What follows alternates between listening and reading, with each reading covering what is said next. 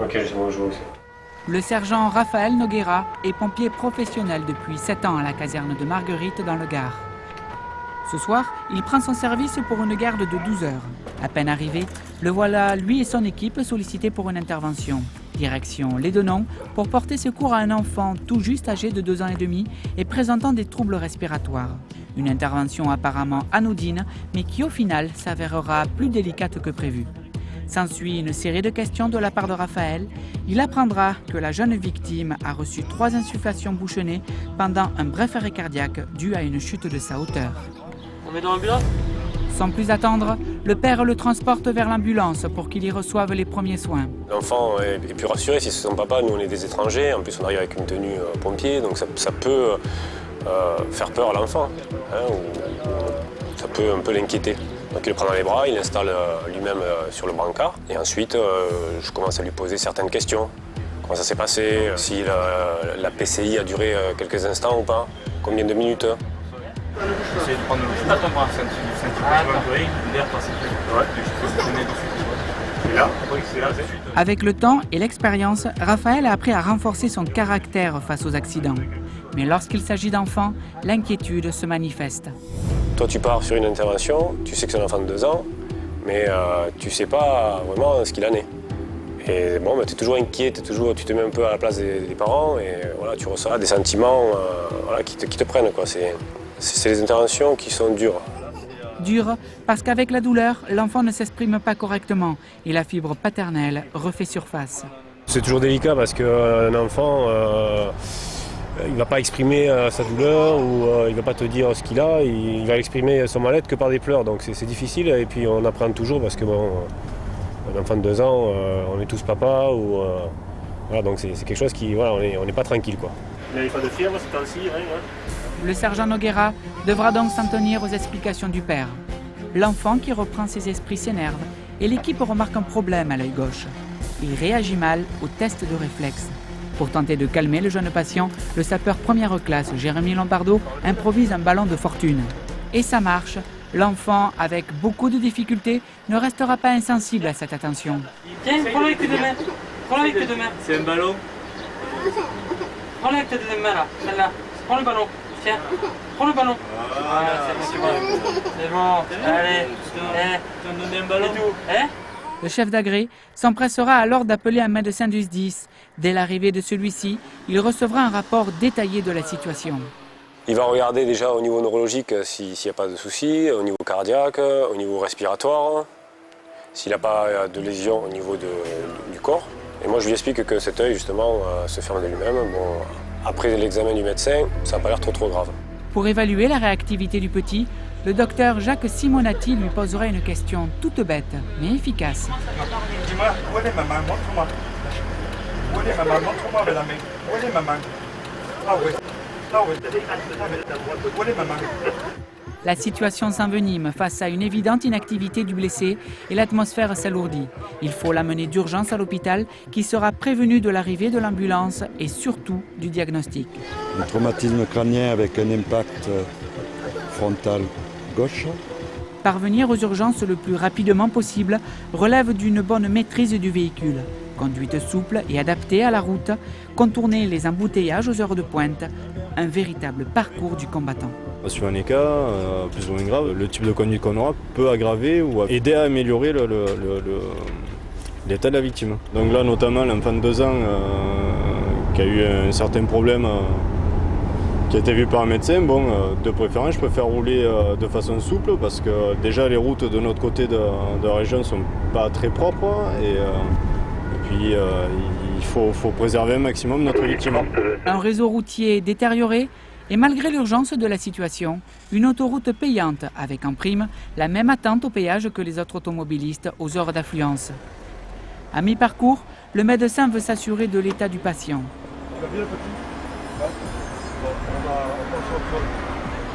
Arrivé à destination du CHU Carrémont, notre petit bonhomme passera un scanner qui révélera un important œdème sudural.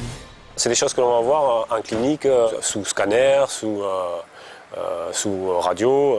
Voilà. Nous, on voit ce qu'on voit à l'extérieur. Après, à l'intérieur, c'est difficile de dire ce qui se passe.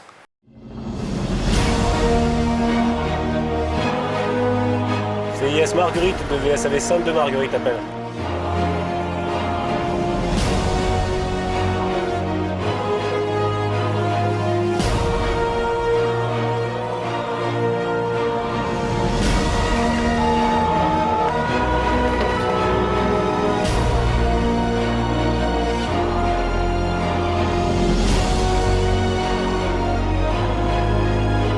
Il faut que le patient soit rassuré dans un premier temps, lui expliquer que tout va bien.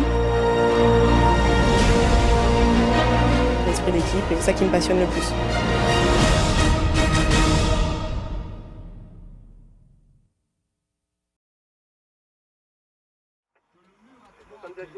« 21h30, la soirée ne fait que commencer pour nos pompiers. Raphaël, avant de dîner avec ses camarades, remplira consciencieusement son rapport d'intervention.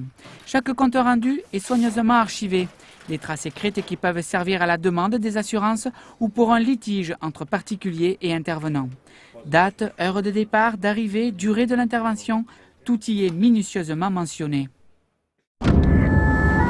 Xavier Sodo consacre tout son temps libre au service des sapeurs-pompiers. Il entame sa 6e année comme volontaire et attend après l'obtention de son concours depuis 2 ans une place de professionnel.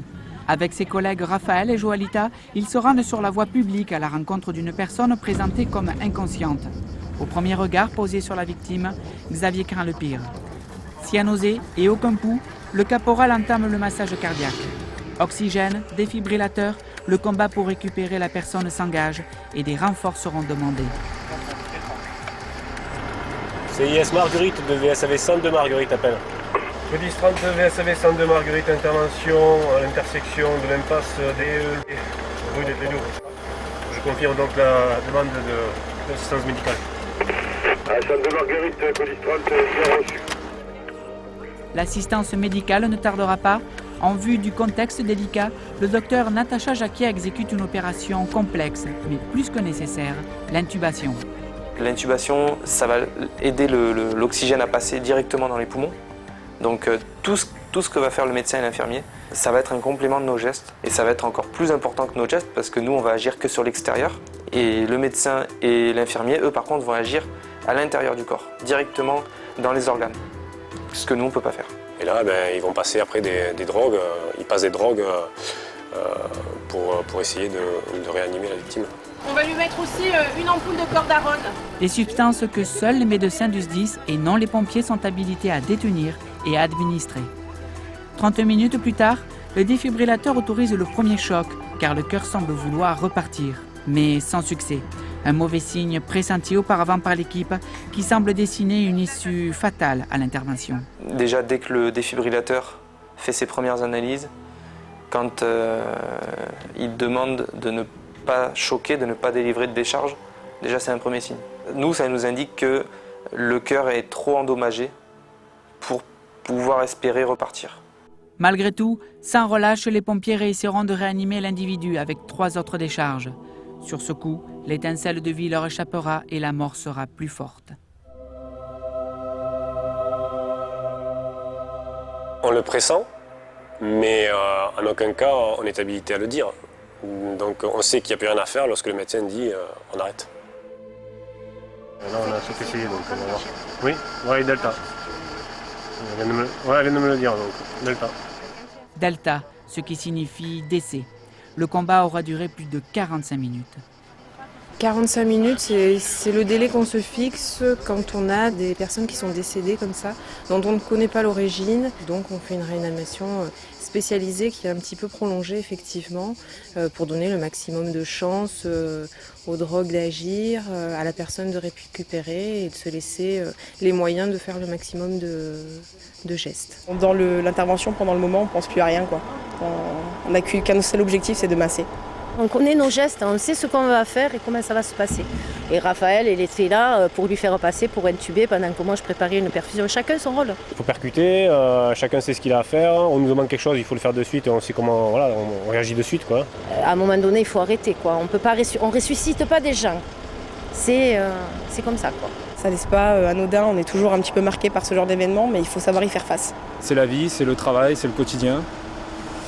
Des fois on y arrive et malheureusement des fois on donne tout ce qu'on a et puis ça ne fonctionne pas. Une scène bien loin de l'extravagance des séries télévisées, des gestes sûrs, une équipe soudée, chacun sa mission, avec pour maître mot la confiance envers ses coéquipiers. Oui, oui.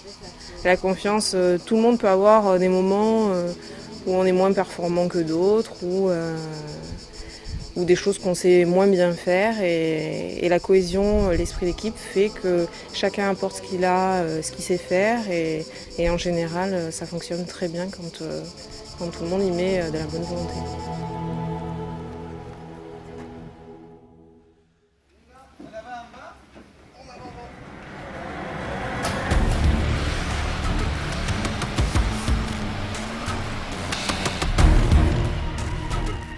Comme un train, une intervention peut en cacher une autre.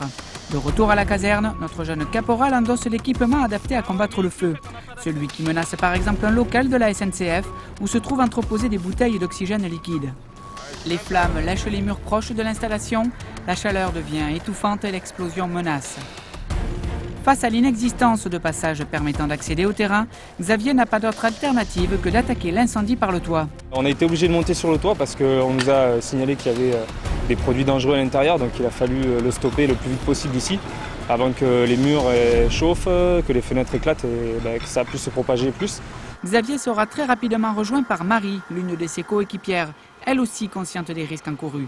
Elle est montée sur le toit juste à côté de moi.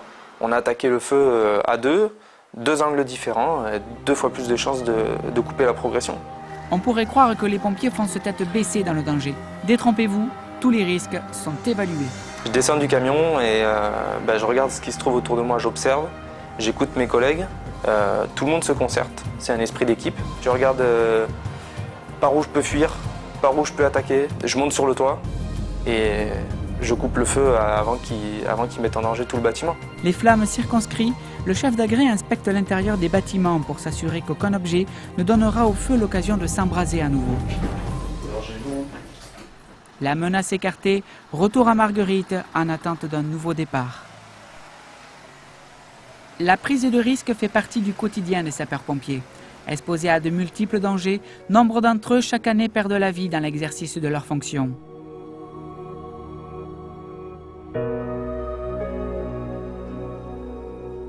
C'est le cas du lieutenant Olivier Frances. Ce professionnel de la plongée a perdu la vie lors d'une opération en milieu aquatique.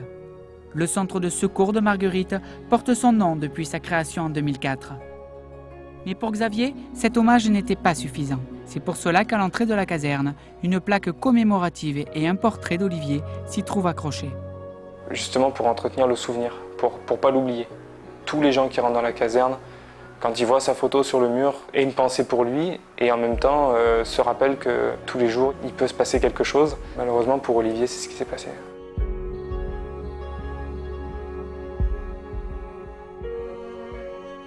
Au cours d'un sauvetage en rivière, le courant trop fort plaque le secouriste au fond de l'eau.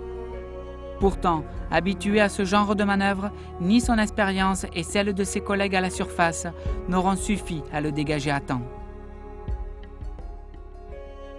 Avant l'inévitable, la dernière image qu'il restera d'Olivier, c'est ce cliché. La photo d'un plongeur levant la main vers ses camarades, indiquant que tout est en ordre. Il s'agira en fait d'un ultime au revoir. Ouais, absolument. C'est la dernière photo qui a été prise de lui avant qu'il plonge. Cette photo, elle est poignante parce qu'il fait un signe de la main.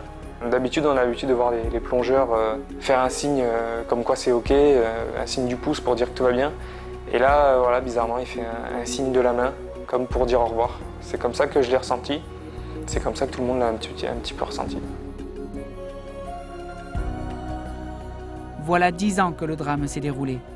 Grâce aux efforts de Xavier et de tous ses confrères de la caserne, Olivier Frances restera encore pendant longtemps le souvenir d'un homme habité par le courage.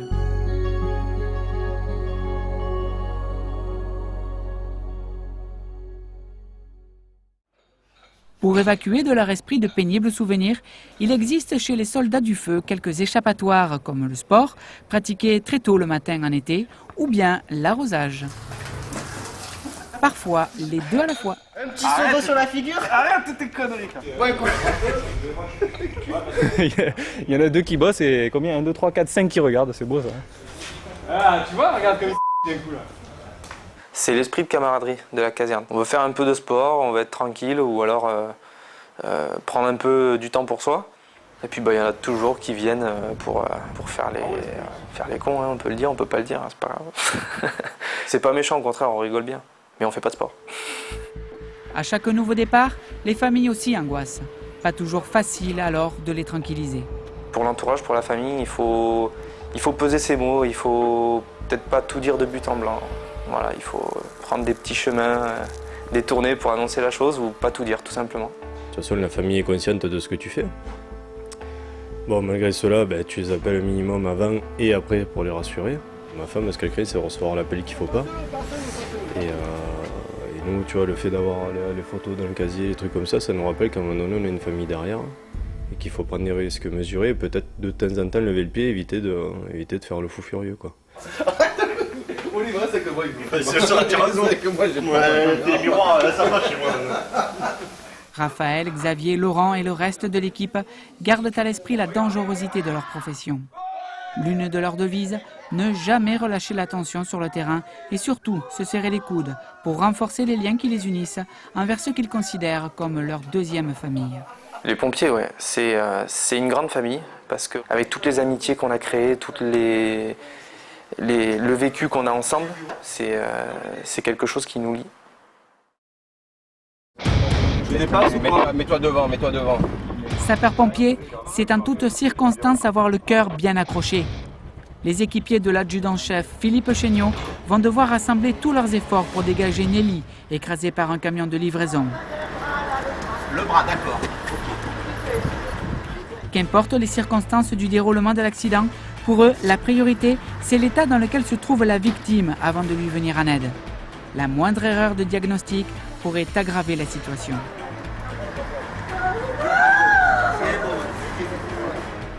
À l'origine, on ne savait pas tout ce qu'elle avait, parce que tant qu'elle n'est pas sortie du poids lourd, elle était coincée derrière.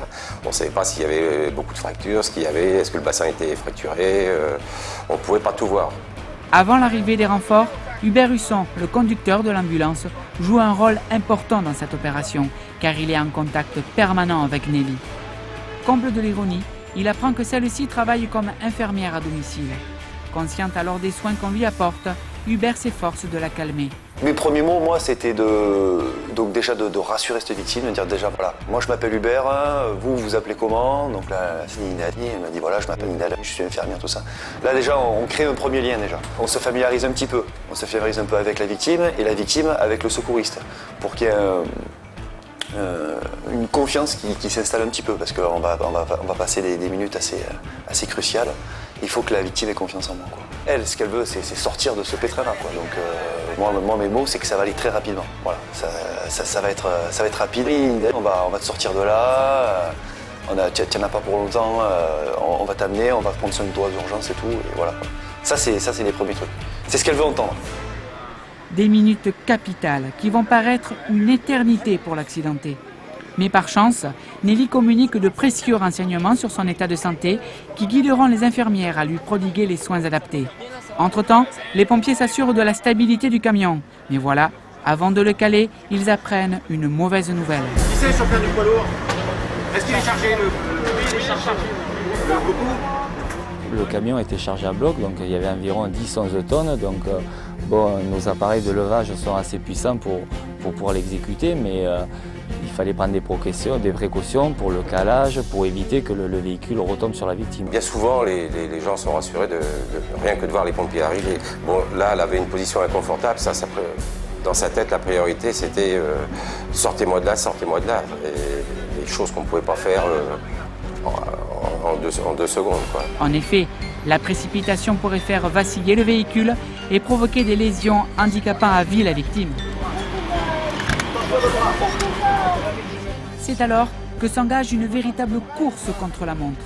Nelly, malgré son courage à supporter d'atroces souffrances, montre d'inquiétants signes de faiblesse. Il ne faut qu'en aucun cas, elle ne perde connaissance. Si elle tombe dans l'inconscience, elle a une position qui n'est pas toujours favorable. Là, elle n'était pas spécialement bien placée, bien qu'elle était un peu sur le côté. Et donc, il faudrait vraiment faire un dégagement d'urgence pour pour éviter qu'elle s'étouffe ou quelque chose comme ça. Allez madame, on y est presque là. L'adjudant-chef Pascal Lyon du CSP de Nîmes, en charge du bon déroulement des opérations, va étudier tous les cas de figure pour extraire Nelly en douceur. Il sera aidé dans sa mission par le professionnalisme de ses collègues. Oui. Ouais, c'est bon. Rapidement, on va la soulever, il y a accès là-bas. Équipe médicale, c'est bon ou pas? Il n'y a plus rien qui touche, hein. Il est mort, hein, Pascal. J'ai envie de le faire passer à l'autre. Non, on va la prendre avec ça. Non, mais c'est bon, il y a de la place. Bougez pas, vous la mettez. Est-ce qu'on la met? Combien de fois tu peux la mettre sur votre dos? Bougez pas, vas-y, là, c'est bon. C'est bon? Allez, on tire. Attention. Tu tiens, tu te fais reprendre s'il faut. Hein. Faut le lever, faut le lever. Derrière la plaque, ça, c'est bon. La plaque, elle est là, ouais. Ça va, la vie, c'est bon. Après une bataille qui aura duré plus d'1 heure, pour Nelly, c'est enfin la délivrance. Détermination, lucidité, coordination, 3 qualités essentielles pour aboutir à une issue positive dans ce style d'intervention. Tout à fait, c'est l'esprit d'équipe et le professionnalisme aussi. Donc des accidents comme ça, on le vit au quotidien. Ça passe aussi par notre formation, nos manœuvres. Et puis après, la connaissance du matériel et la connaissance des hommes aussi. Des fois, 2-3 mots suffisent à faire comprendre le message. Donc sans s'énerver, sans crier, il faut que l'intervention reste au calme, surtout pour ne pas effrayer la victime. Donc il y a plein de petites astuces pour bien sûr que l'opération se passe bien entre nous et c'est un langage bien approprié. Un jour on est donc à l'ambulance, un jour on est sur un VSR. Donc étant donné qu'on est polyvalent, on sait ce que les autres vont faire, on sait notre rôle à l'engin où on est. C'est-à-dire que là on était au SAV, pour nous la priorité c'était la victime. On s'occupait de la victime et que de la victime. On a fait notre job, voilà, c'est ça l'essentiel. Et là ça s'est assez bien passé, parce que bon, la victime, on est arrivé à la sortir assez rapidement, dans une bonne condition. Donc on a le sentiment du devoir accompli. Code 30 VSAV 45 Marguerite. Vous prendrez le top départ pour le VRM et le VSAV 45 sur le CH Carrément. Côte cassée, bassin, bras, jambes fracturés, visage défiguré, Nelly gardera sans doute des séquelles psychologiques importantes de son calvaire. Sur le chemin qui conduit aux urgences, Hubert et Philippe savent très bien qu'ils n'auront plus aucune nouvelle de Nelly une fois celle-ci en milieu hospitalier. C'est la frustration du métier qui peut avoir aussi de bons côtés. Je pense que psychologiquement, il ne faudra pas non plus qu'on ait un suivi de toutes les victimes qu'on amène au CH parce qu'il faut qu'on puisse se préserver aussi de notre côté. Malheureusement, il y a des fois on aimerait bien savoir et non, on ne sait jamais la suite. Là ouais, ça aurait été sympa de voir vraiment qu'est-ce qu'il en est, comment c'est passé. Bon, je pense qu'elle a dû être opérée. Voilà, qu'est-ce qu'elle devient. Mais ça m'aurait plu. Quelle que soit l'heure de la journée ou de la nuit, les sapeurs-pompiers répondront toujours présents et se défendent de ne pas appartenir à la catégorie des héros. Il n'y a pas de héros dans ce métier, on fait tout simplement notre métier avec ce qu'on a appris en formation et on essaye de le faire le mieux que possible. Non, c'est un métier comme un autre. Le maçon, quand il a bien fait sa maison, je pense qu'il est satisfait. Nous, c'est pareil. Même si c'est des interventions comme ça, on n'en fait pas tous les jours, c'est valorisant. C'est valorisant, sans aucun doute, c'est valorisant, mais pas de là à se prendre pour un héros. Courage, dévouement, servir et persévérer, tels sont les maîtres mots de ces femmes et de ces hommes qui risquent souvent leur vie pour nous venir en aide. Des femmes et des hommes capables d'une exceptionnelle qualité, celle de faire preuve d'humanité.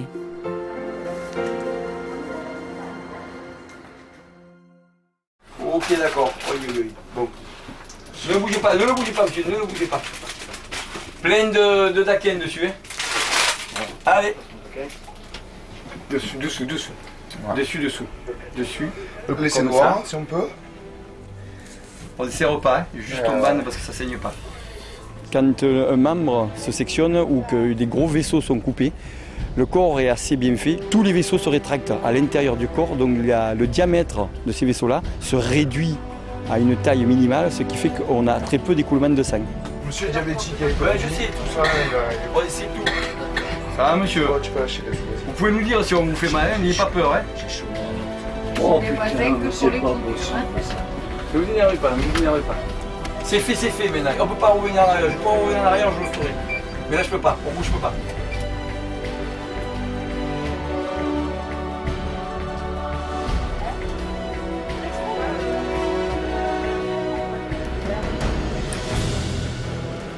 La douleur, ça va là? Ça chauffe un peu, non? Ouais, mais ça c'est normal. Avec la morphine, vous allez avoir un peu chaud. Vous avez un joli prénom. Loulou. Qu'est-ce que t'as fait? Qui c'est qui a vu le loup? Qu'est-ce que tu as fait? Oh putain. Ne t'inquiète pas pour Marie, je m'en occuperai, ne t'inquiète pas. Pars tranquille. Un gramme ou 2 grammes? Merci, messieurs. Vous n'avez pas de remercier, on est là pour ça, madame. On a toujours besoin de vous, ça on le sait. C'est super le métier qu'ils font. Moi j'ai le souvenir de mon fils aussi qui a eu un accident. Et j'ai qu'un seul regret, c'est qu'à Manduel, quand mon mari a eu un grave accident de taureau, ils n'aient pas appelé les pompiers, alors qu'il n'y avait pas de médecin avec les ambulanciers. C'est la première fois où je monte dans un camion de pompiers déjà. Et que franchement les pompiers ils sont au top. Ils sont très sympas, déjà d'entrée, ils sont super. Ils détendent l'atmosphère, ils s'occupent bien de la victime. C'est important je trouve quand on est très angoissé et tout, savoir dire ce qu'il faut. Ça fait partie d'une qualité, ça fait partie surtout de l'expérience. À force de faire des gros crashs, on arrive à nous relativiser et ça fait qu'après, vu qu'on voit après les victimes ressortir et souvent en très bonne santé, on peut les rassurer. Ça, c'est l'expérience qui parle. Non, franchement, c'est beau.